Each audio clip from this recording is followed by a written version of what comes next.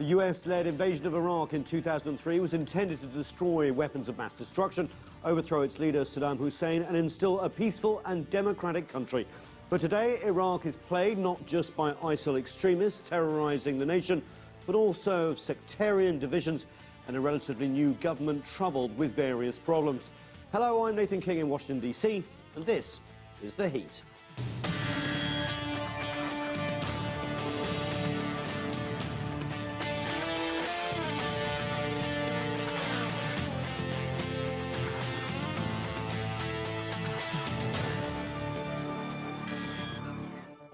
Islamic State fighters took control of the key Iraqi city of Ramadi over the weekend.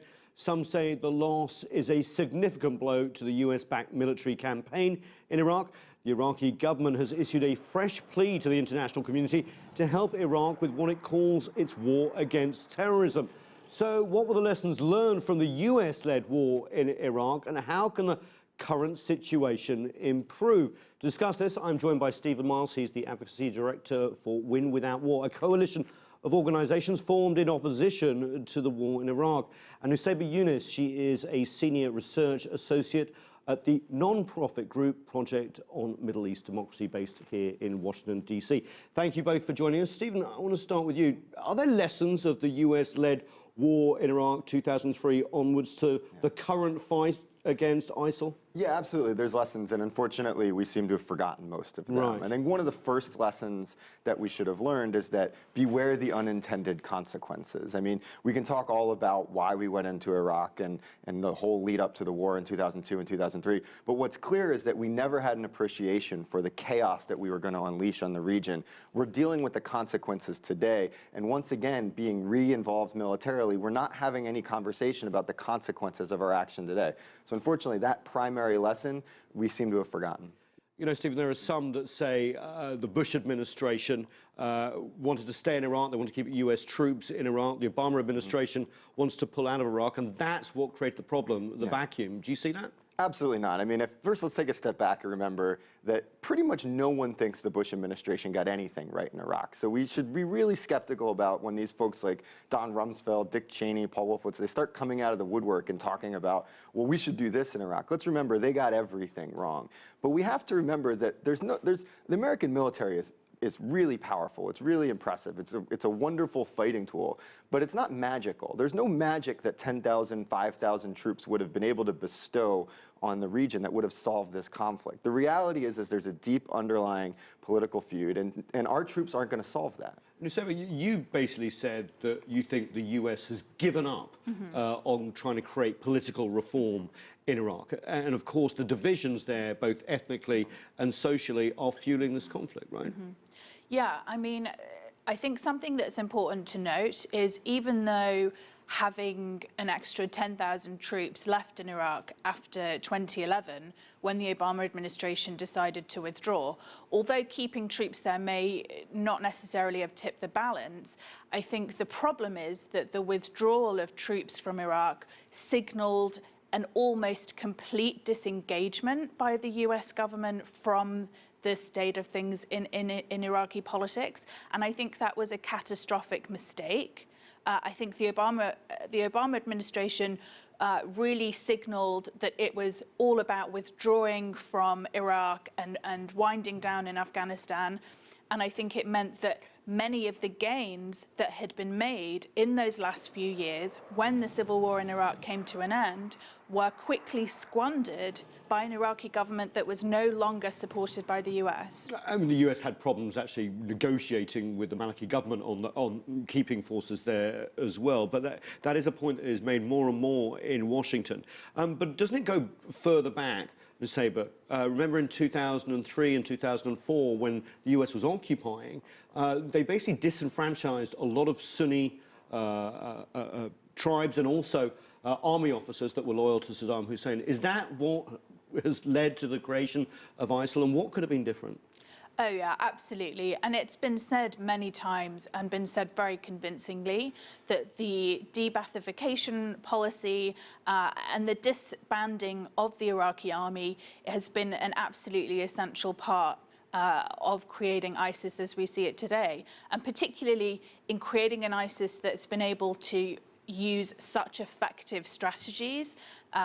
The Iraqi Officer Corps has been very involved in creating an ISIS that's based on some of the techniques that Saddam Hussein used to use in his army, and the strategic dimension of the ISIL advances have been based on the kind of experience and expertise that those officers bring to an extremist organization. And I think it's undisputable that that was one of the biggest errors of the Coalition Provisional Authority. Stephen, this is a really interesting point because we don't hear this much in terms of ISIS and ISIL, 20,000 fighters, something like that, in control of vast areas of Iraq and, of course, Syria as well. There's 25 million Sunnis in Iraq.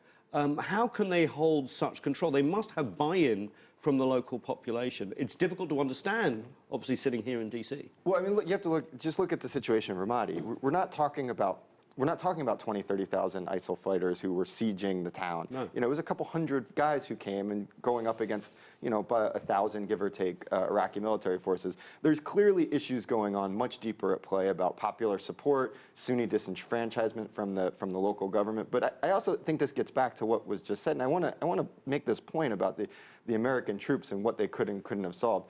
I think there's a lot of responsibility that needs to be brought on the Iraqi government's shoulders here.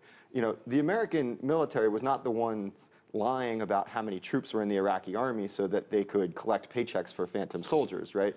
That's not something that America could or would have solved. But we also have to get out of this, and I agree that the U.S. is in this cycle now where if we don't have U.S. military troops there, it seems like we don't have an interest. We need to get out of that cycle because we have a lot of tools in our toolkit for foreign policy, and the U.S. military can't be the only one we use. Not just the US military, obviously the region as well. There is this coalition, but is it just a coalition on paper, Nussaibah? I mean, the Saudi Arabian government seems to be preoccupied in Yemen, which was the biggest backer. It seems to be the US really taking the fight. And the Obama administration really wants the region to lead, correct? Yeah, except the region is not prepared to lead in a coalition that it believes has absolutely no strategy for success. The Gulf countries believe very, very strongly that ISIS will not be defeated until there is a strategy for dealing with the Assad government in Syria. And the internal politics of Iraq play out here across the region too, because it's now a Shiite-dominated government. It's still under Prime Minister Abadi as well. And of course, Iran has been helping. This is a big problem for the United States to get their head around, isn't it? And is really complicating strategy on the ground, do you think, Steve?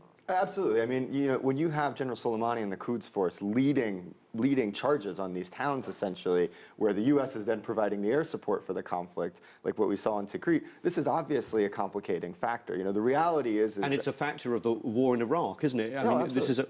Absolutely. I mean, you know, we love to hear a lot of political conversation in the U.S. today about the Iranian influence in Baghdad. This, again, is a lesson learned from the Iraq War. The Iranians had no influence in Baghdad until we took out Saddam Hussein. We didn't think about the consequences of our actions. You know, there's a lot to agree with the Gulf states' position on the need to solve the conflict in Syria. The problem is that they want to simply topple Assad and not think about the consequences of that as well. The U.S. is in a hard place because there are no good solutions here, not for the people in the region, not from U.S. national security perspective. So we're weighing a series of bad options, and the problem is we're having different calculus in those conversations. And obviously, with a Shiite-dominated government and Iran's helping, we have to think about the Sunni population, but also the Kurdish region. We are seeing more and more fault lines in Iraq. Do you think one of the legacies of the war is a potential splitting up of Iraq? The Kurdish government have been making no secret about independence. Yeah, I mean, one of the things that's interesting, particularly about Ramadi, is the fact that Shiite militia fighters have been involved in trying to support Sunni tribes in defending Anbar against ISIS. And the Sunni tribes have now issued a request for support from Shiite militias to defeat ISIS in Ramadi and in Anbar province. And I think if we can try and get to a point where Sunni fighters are fighting alongside the Shiite militias to defeat ISIS, I think that could be a good basis for starting to rebuild some of the shattered trust between the different communities in Iraq. It's a tall order, though, you know. Yeah, because they've been talking about this for many months now, Yeah. the sort of National Guard, Yeah. where you recreate units with Sunnis, with Shiites and Kurds as well. Stephen, what's the hold-up on that? And the US really wants this to happen. What's the likelihood of it happening and working? Well, so part of the holdup is the government in Baghdad and the concern that they have over empowering and arming Sunni tribes and the allegiances of those tribes and what happens if the tribes fall. You know, we've seen this in Syria time and time again, the CIA arming rebel groups only to see those rebel groups fall in the advance of ISIS, and those weapons end up in ISIS's hands. I think the bigger issue, though, that you alluded to is what's the future? You know, do we have one country? Do we have three countries? What are the fault lines? I think one of the things that we need to really take away from the Iraq War is we need to stop trying to answer these questions here in Washington, D.C. I don't know whether the Iraqis want to live in one country or three. I have Iraqi friends who I talk to who say they'd like to go back to feeling Iraqi first and Sunni, Shia, or Kurd second. But that's a decision that Iraqis are going to have to make. And it's not one that we're going to make here in Washington. And trying to make it here in Washington is only adding problems to the fire. So, but what has to happen politically then? Well, what needs to happen is you need to see real far-sighted leadership from senior Shiite politicians, particularly from the Dawa party in Baghdad. You need politicians to stand up and to pursue the right policy in empowering Sunnis, to give them the weapons that they need and the support they need to really fight against ISIS. And they need to be prepared to do that despite the political backlash that they might get from their own Shiite constituencies who don't trust Sunni tribes and believe that they're not going to be sincere partners in the fight against ISIS.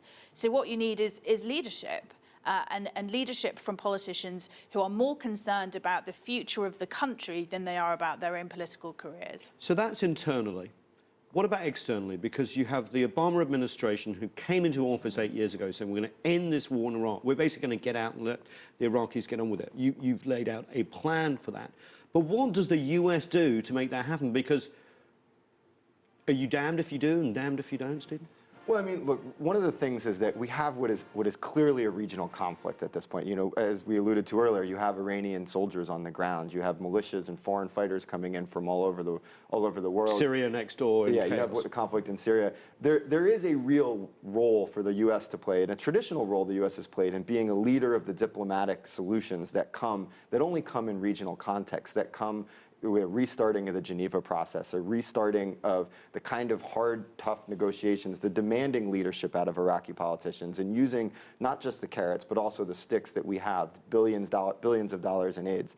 There's a lot of roles that the U.S. has to play, but we get totally caught up with the one about whether we're going to bomb more, send in U.S. special operations, and when we have that conversation at the expense of talking about all the other solutions, we're just having a discussion about failure.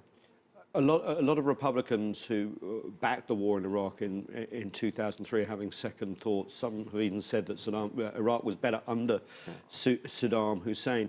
Jeb Bush, who's running for president presumably, was told that ISIL was created by his brother, by a heckler. You know, is there truth in that, Steve? There's absolutely truth in that. Look, you don't have this problem if you don't have the Iraq War.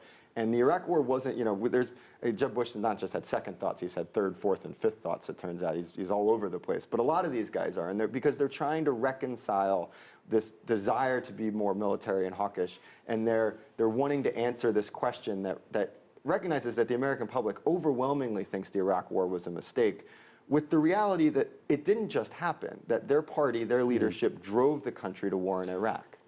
I want to pick up on the last point here in Nussaibah. Saddam Hussein removed from power, strong man in Iraq. Muammar Gaddafi in Libya. We've seen this happen quite a lot across the region, where islands of stability, even though they may not be that fair to their populations, are removed and then chaos ensues. Is that another wider lesson from the Iraq War? No, I think that's really an oversimplification. I think it's important to remember that authoritarian regimes create the conditions in society for chaos after their removal. Saddam Hussein manipulated the Iraqi population and abused them and deliberately heightened sectarian tensions and deliberately heightened mistrust between communities and empowered some tribes over the other and empowered some sects over the other and created the conditions for the breakdown of society that we've seen. The solution is not to continue to back these so-called islands of stability, which are not stable, which simply create the conditions for chaos in the medium to long term, even though in the short term they look like an attractive solution.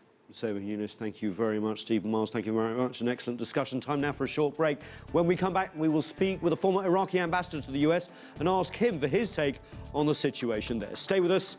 You're watching The Heat.